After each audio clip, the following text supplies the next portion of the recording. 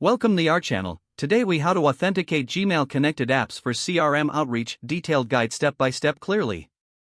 Open your browser and navigate to the Google account settings page. Log into your Google account if you haven't already. On the left side menu, click on Security.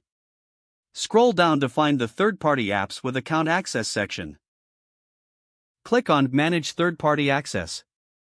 Here you will see a list of apps that have access to your Google account. Identify the CRM app you wish to authenticate.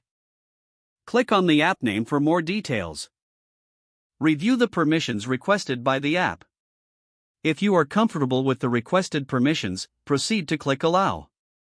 You will be redirected back to the app interface. Follow any additional prompts from your CRM to complete the integration. Check your email settings in the CRM to ensure they are configured to use your Gmail account. Test the connection by sending a test email through the CRM. Monitor your Gmail account for any new incoming messages from the CRM. Adjust any settings in the CRM as necessary for your outreach strategy. Regularly review connected apps to manage permissions and access. Make sure to update your authentication periodically for security.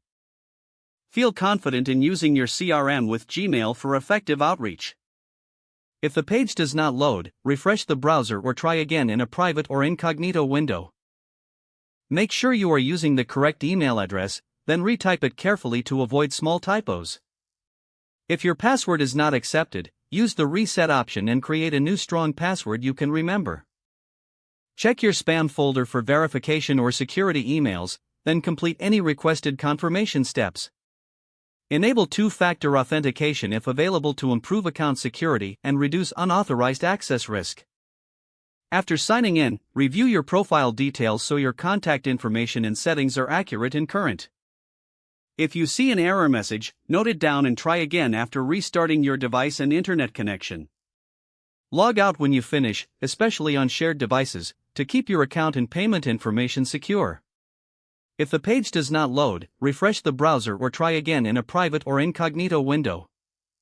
Make sure you are using the correct email address, then retype it carefully to avoid small typos. If your password is not accepted, use the reset option and create a new strong password you can remember. Check your spam folder for verification or security emails, then complete any requested confirmation steps. Don't forget to like this video and subscribe to our channel for more step-by-step tech guides.